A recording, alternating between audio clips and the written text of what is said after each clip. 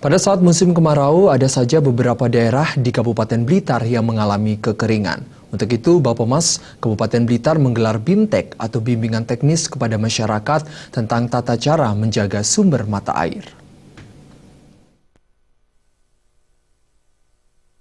Bertempat di Gedung Serbaguna LEC Local Education Center, ratusan kader pemberdayaan masyarakat desa atau KPMD se-Kabupaten Blitar mengikuti bimbingan teknis tentang tata cara menjaga sumber mata air yang diselenggarakan oleh Bappemas setempat.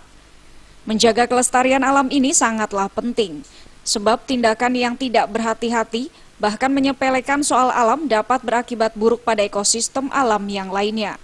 Salah satunya adalah kurangnya sumber mata air. Pada musim kemarau, sejumlah daerah yang ada di kabupaten mengalami kekeringan. Bahkan air sumur yang menjadi kebutuhan sehari-hari pun mengering. Untuk itu, Bappemas Kabupaten Blitar menggelar BIMTEK kepada ratusan orang perwakilan desa tentang bagaimana menjaga pelestarian alam. Ini jadi latar belakangnya kita melihat lingkungan kita ya, lingkungan kita ya sudah kritis.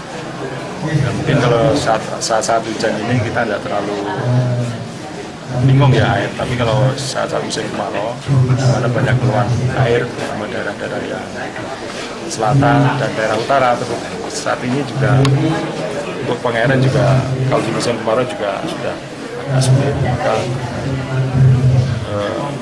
pelatihan ini diharapkan mampu bagi desa untuk menjadi pelopor untuk penyelamatan lingkungan terutama sumber air.